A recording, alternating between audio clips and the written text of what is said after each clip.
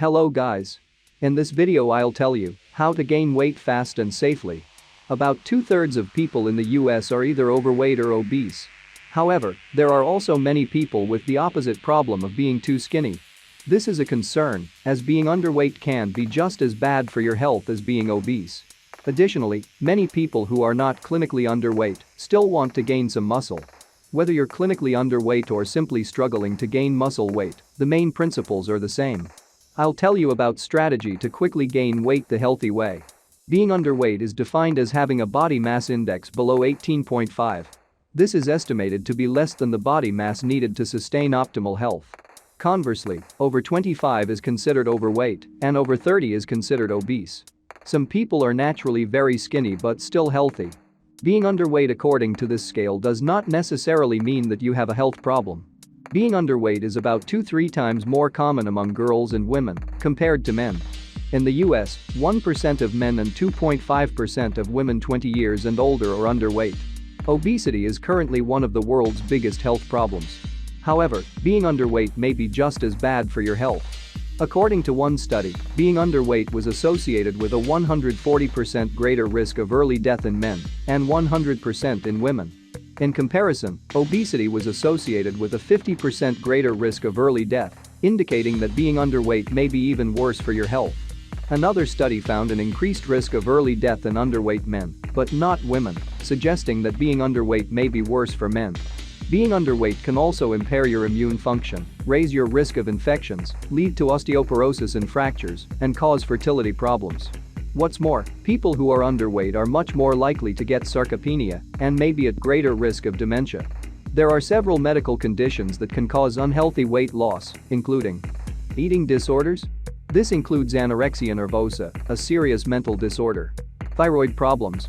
Having an overactive thyroid can boost metabolism and cause unhealthy weight loss. Celiac disease. The most severe form of gluten intolerance. Most people with celiac disease don't know that they have it. Diabetes. Having uncontrolled diabetes can lead to severe weight loss. Cancer. Cancerous tumors often burn large amounts of calories and can cause someone to lose a lot of weight. Infections. Certain infections can cause someone to become severely underweight. This includes parasites, tuberculosis and AIDS. If you're underweight, you may want to see a doctor to rule out any serious medical conditions. This is particularly important if you have recently started losing large amounts of weight without even trying.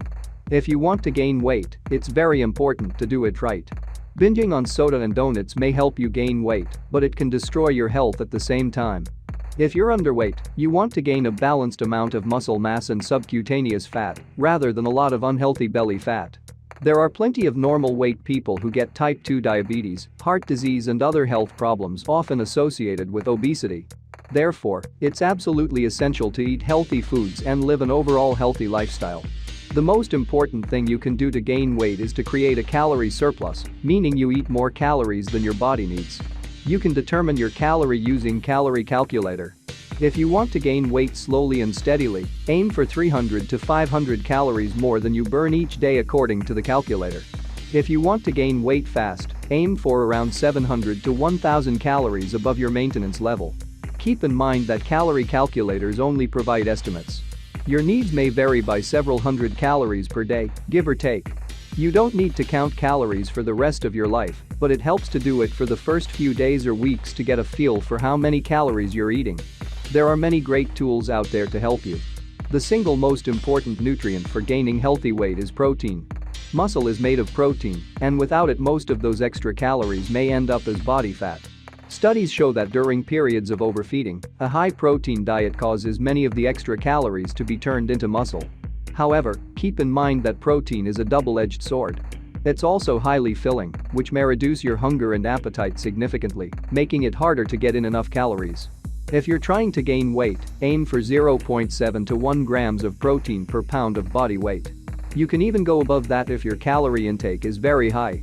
High-protein foods include meats, fish, eggs, many dairy products, legumes, nuts and others. Protein supplements like whey protein can also be useful if you struggle to get enough protein in your diet. Many people try restricting either carbs or fat when trying to lose weight. This is a bad idea if your goal is to gain weight, as it will make it harder to get in enough calories. Eat plenty of high-carb and high-fat foods if weight gain is a priority for you. It is best to eat plenty of protein, fat and carbs at each meal. It is also a bad idea to do intermittent fasting.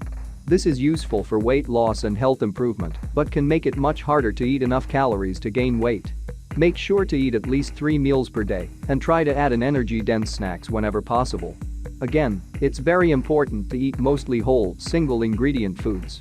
The problem is that these foods tend to be more filling than processed junk foods, making it harder to get in enough calories. Using plenty of spices, sauces and condiments can help with this. The tastier your food is, the easier it is to eat a lot of it. Also, try to emphasize energy-dense foods as much as possible. These are foods that contain many calories relative to their weight.